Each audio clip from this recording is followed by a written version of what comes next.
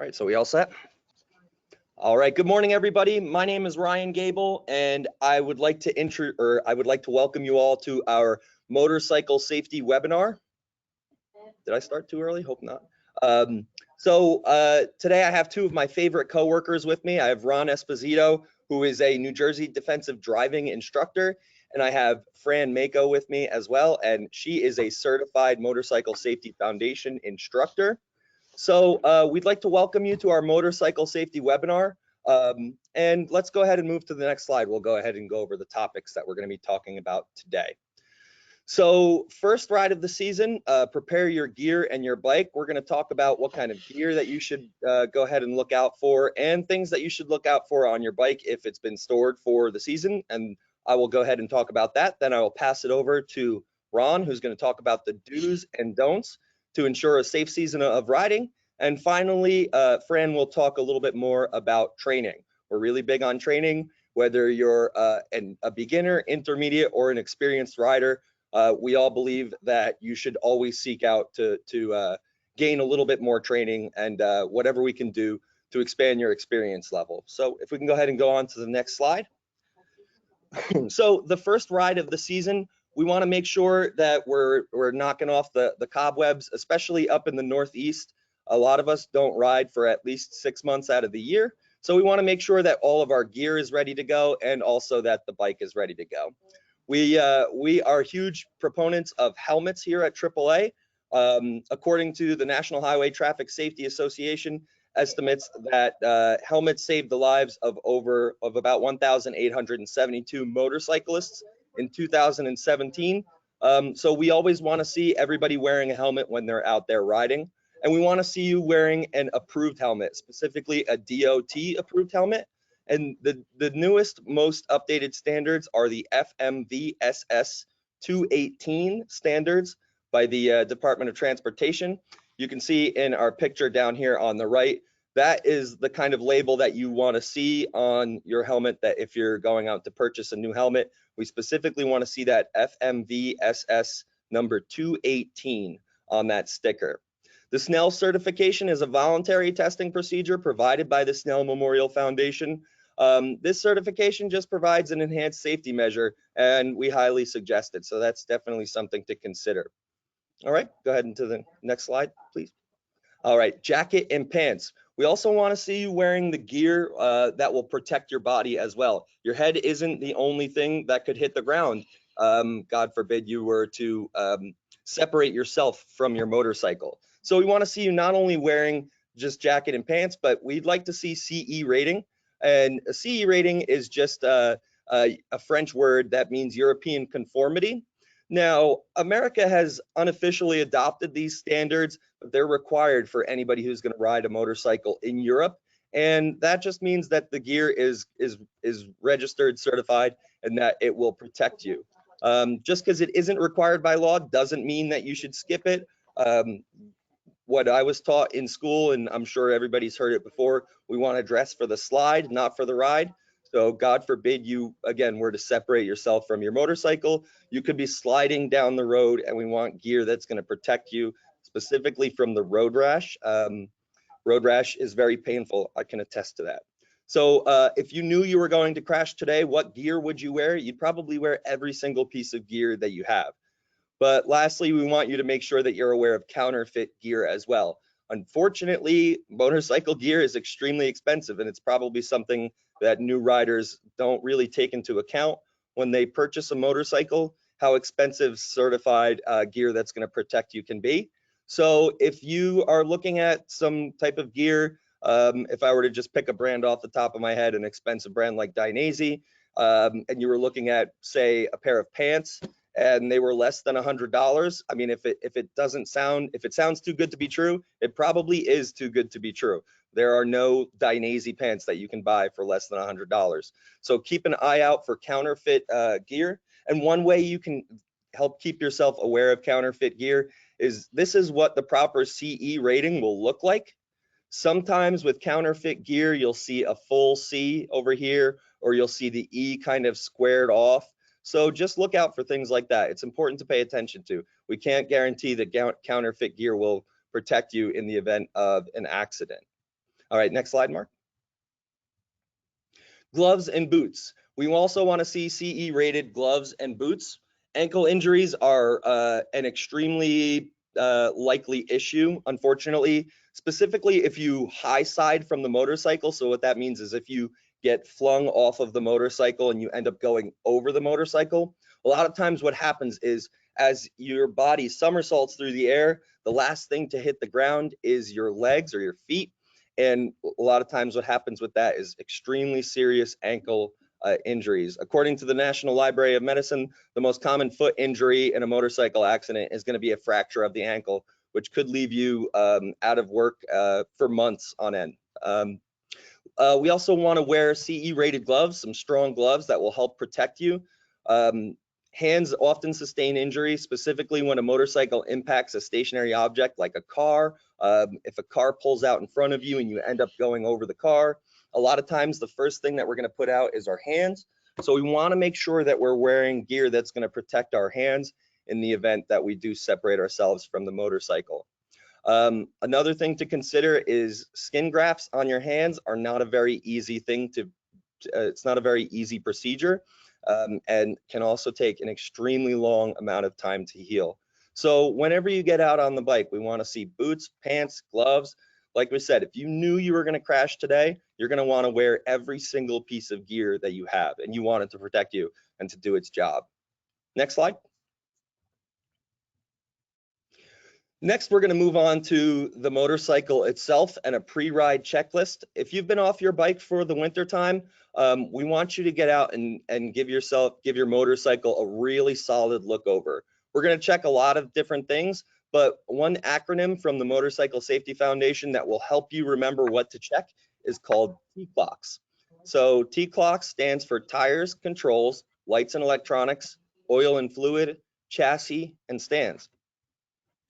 We want to make sure that we check our tire pressure, and also we want to ensure that our tires haven't become dry rotted or had any kind of flat spots in them from sitting over the winter time. And we want to make sure those pressures are correct before we get riding. If you're not sure of the tire pressure that your specific motorcycle requires, make sure you take a look in the manual. There's also a sticker that you'll find, I believe it's on the right frame side of the motorcycle, that'll tell you the tire pressures that the vehicle requires. If you're riding your motorcycle often, you want to check your tire pressures at least once a week, if not more, especially in the springtime and in the fall when the temperatures are changing and your tire pressures could go up and down depending on the temperature. Next thing we want to take a look at is our controls. We want to take a look at things like cables, levers. Motorcycles vibrate a lot, and what happens is a lot of times after a while we might not notice screws, nuts, and bolts backing themselves out.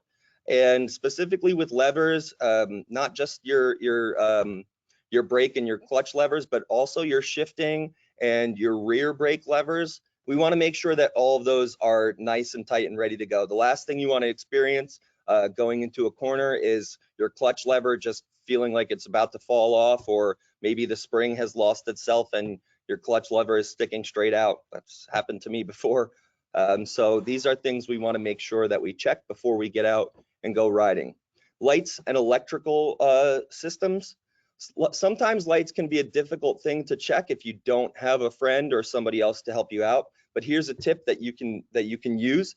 If you have your motorcycle parked and you're ready to test your lights, but you don't have somebody to stand behind the bike and make sure that your brake light is working or that your blinkers are working, you can hold your hand out behind the brake light and go ahead and press and engage that brake, and you'll see the reflection off of your hand as the brake light gets brighter. Same thing with your blinkers as well. This is something, especially in the Northeast where we experience a whole lot of traffic, you definitely want to make sure that you have a working brake light. As it is, it can be difficult for drivers to recognize when a motorcyclist is reducing their speed, and that is only enhanced if your brake light is working intermittently or not at all. So we want to make sure that those brake lights and blinkers are working.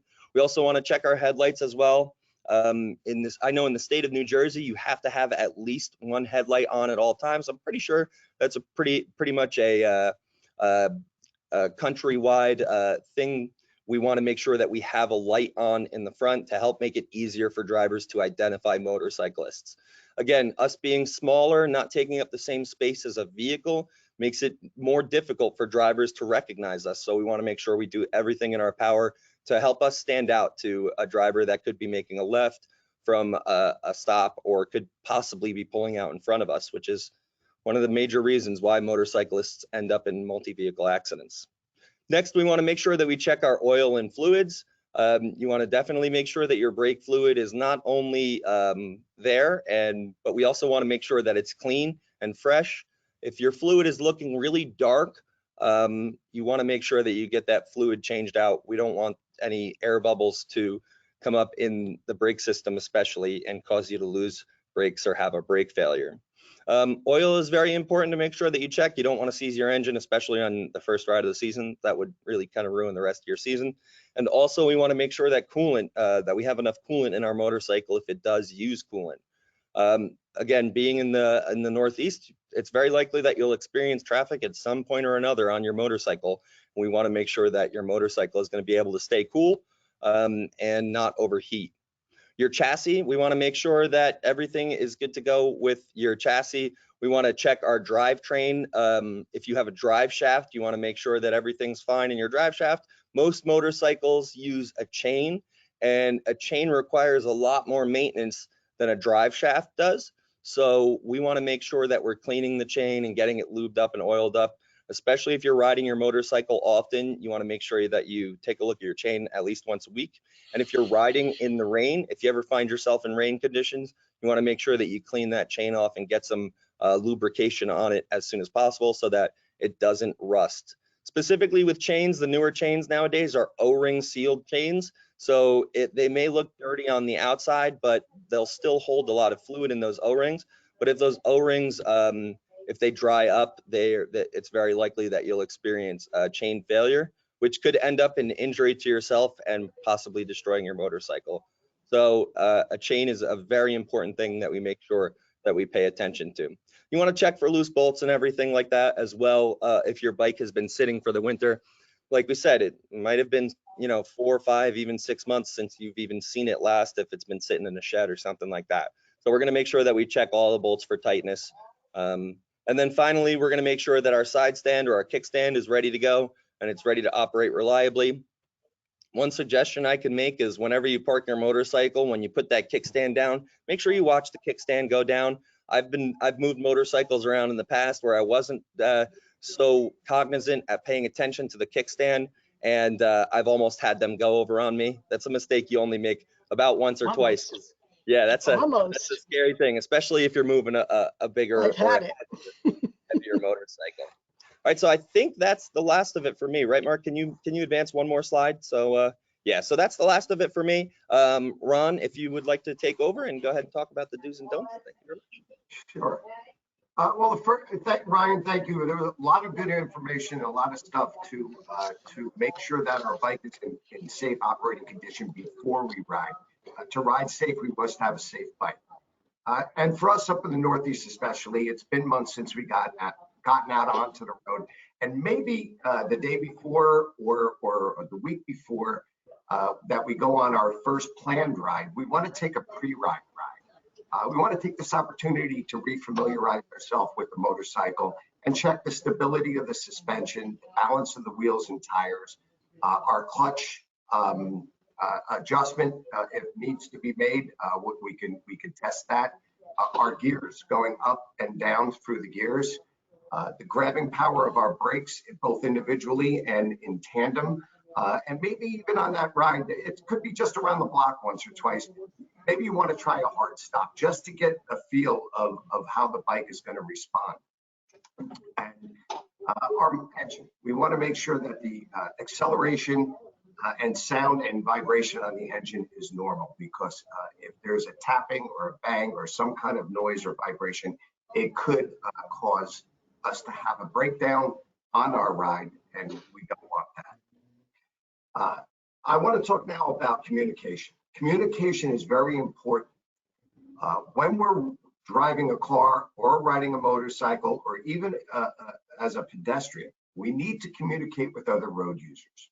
And as a motorcyclist, it's very, very important that we let everybody know exactly what we're going to do. Meaning we should use our turn signals and our hand signals every time that we're going to move out into the road, to make a left, make a right, or turn off a road, or merge in, or leave a roadway. It's very, very important that people understand exactly what we're going to do. And don't forget that there's a lot of communication that other drivers and pedestrians and other road users give to us, whether it's a dog running down the side of the road that can inadvertently pop out in front of us, whether it's a roadside saying a curve ahead or a deer crossing, these types of things. Those are communications that we need to take and we need to understand and we need to be aware of. But most of it is about focusing. When we drive, we want to be able to focus on riding the motorcycle and driving it like a car, as opposed to just fooling around like off-road. I've driven off-road a lot, and I know it's a lot of fun, but there's not that much out there that's going to interfere with you. So we have to drive defensively. And with that, first thing I want to talk about is the right of way. Way back when I was 17 years old, which I can't even remember what year that was, but I had a friend of mine who had been in a crash, and I had got my motorcycle's license. And I was in the middle of purchasing a bike, and I was excited. And he said to me, "I'm going to tell you two things. Two things you need to know about riding a motorcycle. One is do not speed. Keep your speed low and your bike under control. The other thing is always give the right of way to all the other road users and never take the right of way for granted. Do not assume because you have the green light that you could just blow right through it. Slow down, scan the intersection, see what's going on, see what pedestrians, micro mobile units are doing, other car drivers. Make sure that they see you and they acknowledge and they're stopping and not entering that intersection at a high rate of speed that they may not be able to stop for you to pass through. So I mentioned speed. Speed is very important because we need to use our road conditions, the amount of traffic on the roadway, and the other road users that will predict what our speed of choice will be. Now, if there's gravel on the road or there's rain or there's some other reason that we're going to have less traction, we have to slow down. When it comes to other drivers, they pose a lot of threat to us because we don't have any protection. We're basically free out in the air. Oncoming traffic. People get distracted and can come up over the double yellow line. We want to make sure that we're watching each car as they approach. Make sure that they're not being distracted. They're not on their phones, that they are staying on their side of the road. One of the greatest threats and greatest risks are people making a left or a right in front of us. So we've got to be careful with when we watch other drivers, what they're doing, what they're looking at, and if they're distracted. Now, on the other side of that coin, it's us. We need to know that we can't be distracted. I know a lot of people have helmets with Bluetooth devices in it, whether it's for listening to music or listening to the navigation or answering a phone call. We need to keep our focus on what we're doing. It's very important that we get through our ride and arrive safe at our destination. So another thing we don't want to do is we don't want to ride in other vehicles' blind spots, which is typically the quarter panel off both the left and right side of their vehicles. Some cars have blind spot monitoring, but we did a study at AAA and we found that motorcycles were not easily detected by these systems. So don't count on them to see you. Stay out of their blind spot. We should always try to keep space to our left and space to our right. And that relates to parking, parked cars doors. We want to make sure we're 4 or 5 feet away from those doors. So if somebody inadvertently opens a door in front of us, that we will be able to get around it or not be affected by it.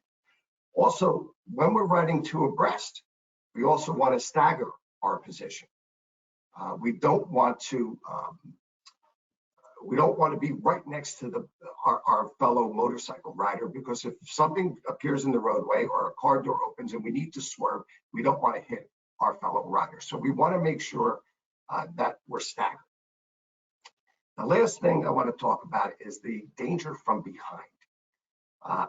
Everybody who's ridden has that fear of somebody slamming into the back of them.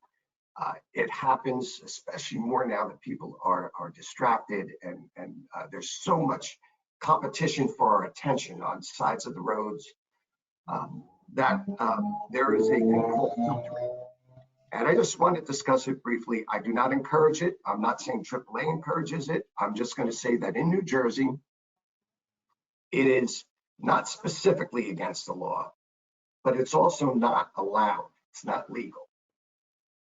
There are laws that say you must stay right in your lane. You must not travel to the left of the striped lines, that type of thing. But I will say this, that filtering under certain conditions can be a safer maneuver. And I know that people are trying to rally and get those laws passed across the country. I know, Ryan, you have some experience with this if you want to add on. Otherwise, my part of the presentation is complete.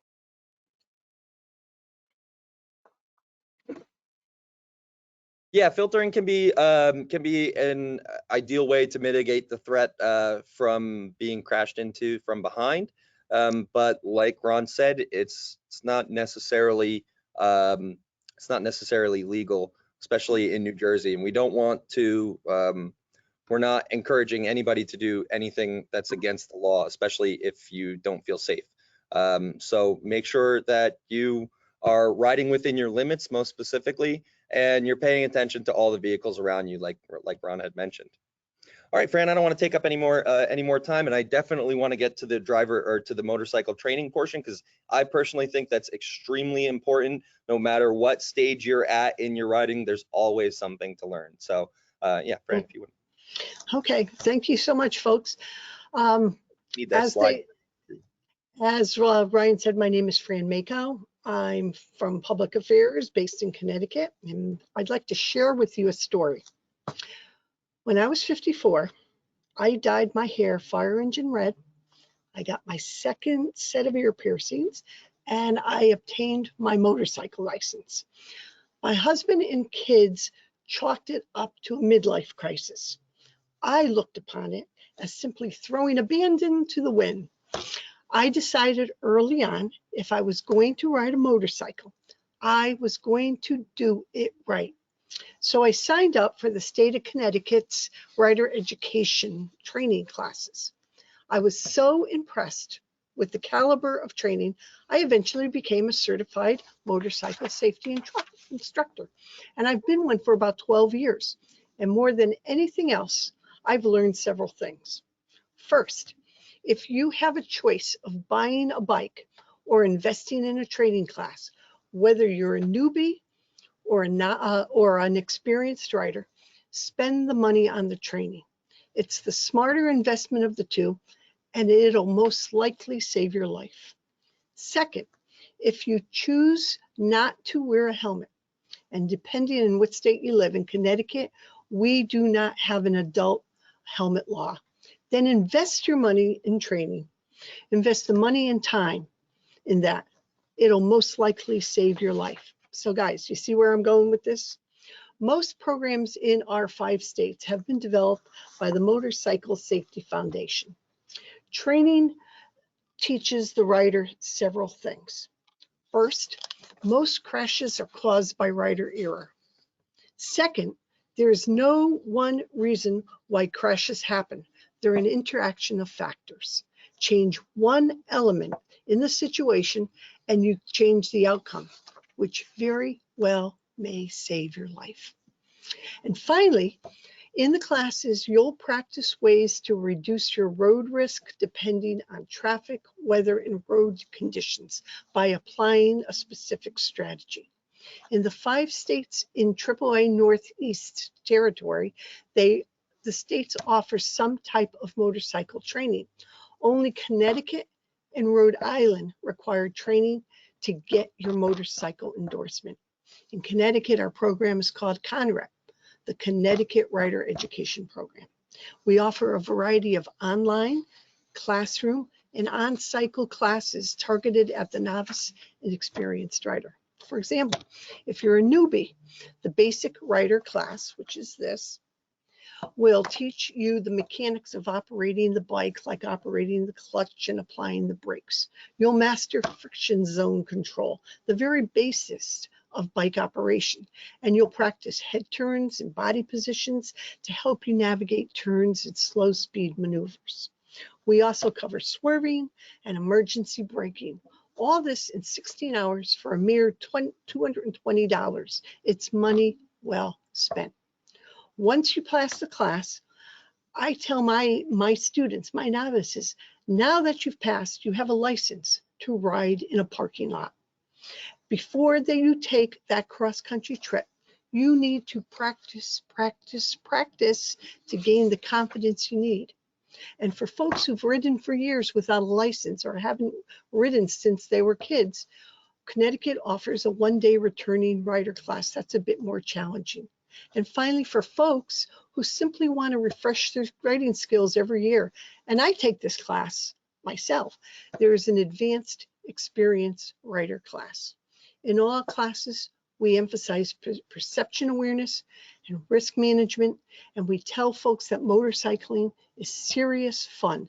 Serious because it's certainly much riskier than driving, and fun because once you know how to manage your risk, it can be one of the most enjoyable, most exhilarating, most fun things you can do in your life. You know, I tell my students that any nitwit could ride in a straight line at 90 miles an hour. Anybody can do that. It's the person who controls the bike, who excels at slow speed maneuvers, who knows how to establish the proper entry speed for hairpin curves. They are the good, safe rider. Now, I have a slide, if you haven't seen it already, that lists how you can get your more information on rider education in all 5 states. And as you can see on the left-hand side, it's Connecticut and Rhode Island that requires you to take and pass the test in order to get your motorcycle endorsement. And finally, I'd just like to take a few minutes for this commercial break, if I may.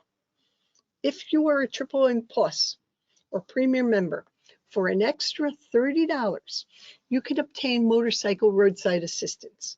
Now, people are quick to tell me they can get roadside assistance from Progressive or for Harley at $10, a fraction of the cost. But there's a difference between us and them.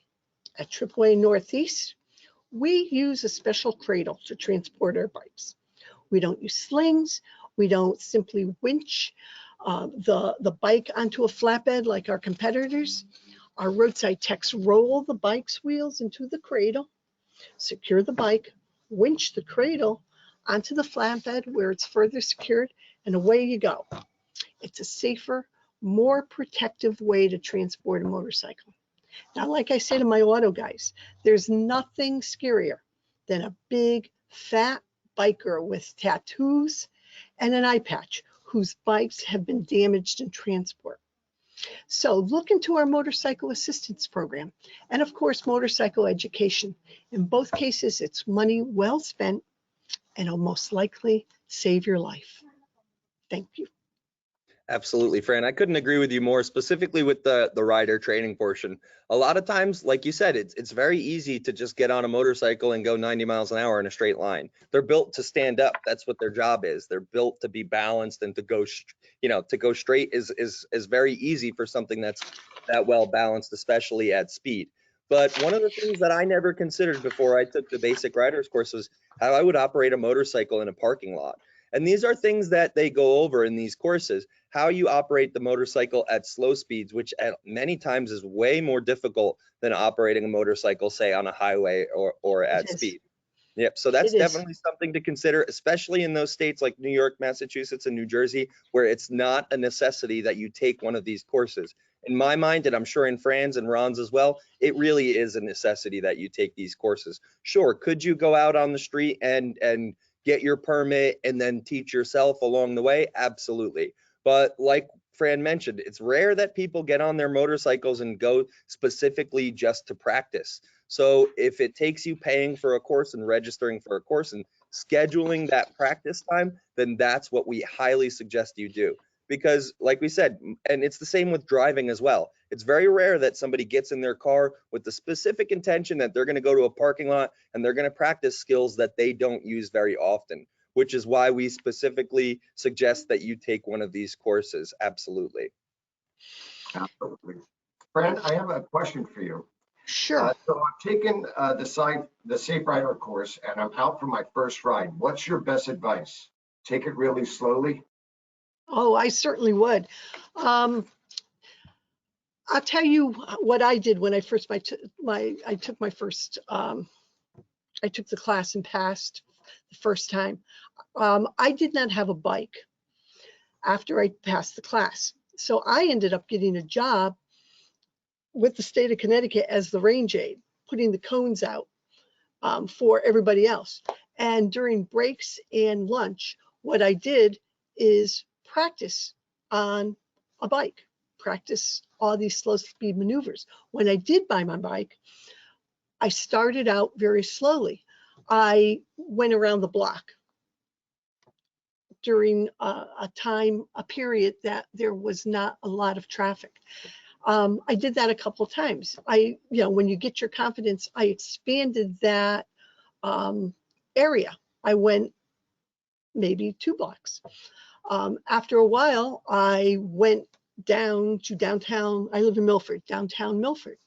I didn't get on I-95 the minute I got my license. I practiced. I familiarized myself with my bike. I got comfortable on it. Each bike has different idiosyncrasies.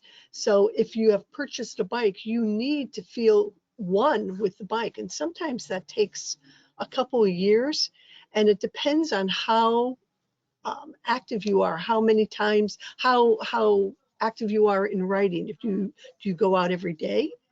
Do you go out once a year? Now, I have not been out much since the beginning of the year. So when I get on my bike now, when the weather is nice, I'm going to take it slow. I'm going to get a feel for the brakes.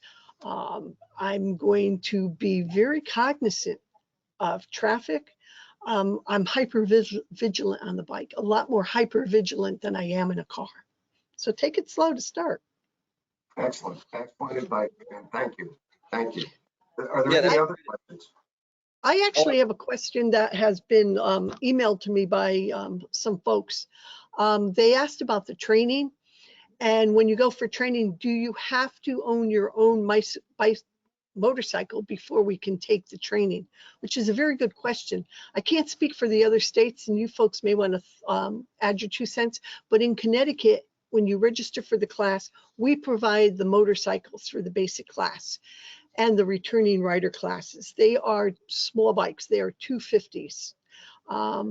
We also provide helmets if you need one, but you as the student are responsible for bringing your own gloves, glasses, boots, proper clothing.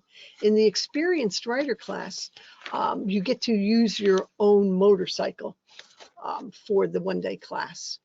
And we also limit, in Connecticut classes, we limit classes to no more than 12 students with 2 instructors. If we do less, if less sign up for the class, we've done 6. Again, I can't speak for the other states, but if they follow the MSF curriculum, it can't be more than 12 students.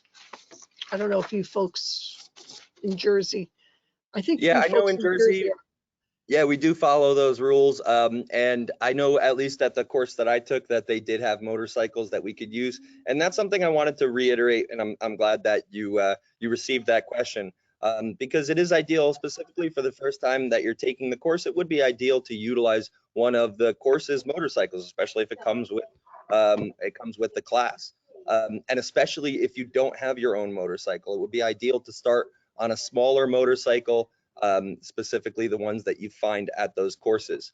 And I also want to talk about the experience course as well. After you pass the basic rider's course and you've used the motorcycle from whatever training entity that you've dealt with, and then you go out and you make that first big purchase of your own personal motorcycle, definitely go back and take another class. One of the most dangerous times for motorcyclists is when they purchase a new motorcycle and they're not so familiar with it, and they get out on the road and they go for a ride.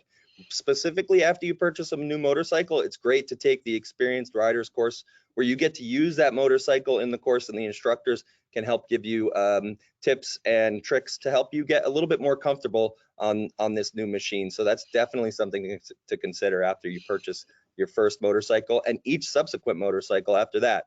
Like Fran said, each motorcycle has its own idiosyncrasies and the differences between your body position, where the controls are, and etc. So these are definitely things to consider every time you purchase a new motorcycle, to take these courses and go out and specifically practice these techniques that you're going to need, especially when you're operating in parking lots or traffic, dangerous situations. I know one of the most useful things that I learned from the course was emergency braking techniques. You know, it's something I haven't had to use that often. I mean, there have been a few times, but and those are the moments where you're not thinking about it, you're just driving along, and all of a sudden something happens and you weren't expecting it. You need that instant reaction to that comes from training and practice to get yourself to a state. It's all muscle memory. You have to develop that. I also tell the newbies, once they pass, I get a question, what's the best motorcycle I can buy? Don't go out and buy a big fat Ultra Glide or a Goldwing. You don't want to start that big. Start small. Get a 250, get a 500, you know, and work your way up. I know when I started, I practiced on the 250s. My first bike was a 500 cc's. I'm now riding a 1200. And to tell you the truth, I'm thinking of downsizing. It's a lot more fun on the smaller bikes. Yep, lighter and more maneuverable in many cases. And a lot more fun. And I do have a question that was submitted. What if I'm out for my first time, but I'm riding with a group and I feel pressured to keep up, but I'm not comfortable with going that fast? Yeah. Do I ask them to slow down, or ride your own ride? That's when a lot of crashes happen, when people are pressured to keep up. I probably, if you're a new rider, I probably wouldn't ride with a group. Know your friends. I've ridden with groups, and there was one group that I was very comfortable with, but that group has since expanded to what I think is too many people. They've had at one point 30 bikes. That's too much for me. I know my limits. I usually hang out in the back end, and I have no bones about saying, "Oh, catch up with you. Go ahead, go without me." You know, and if they leave me behind, say la vie.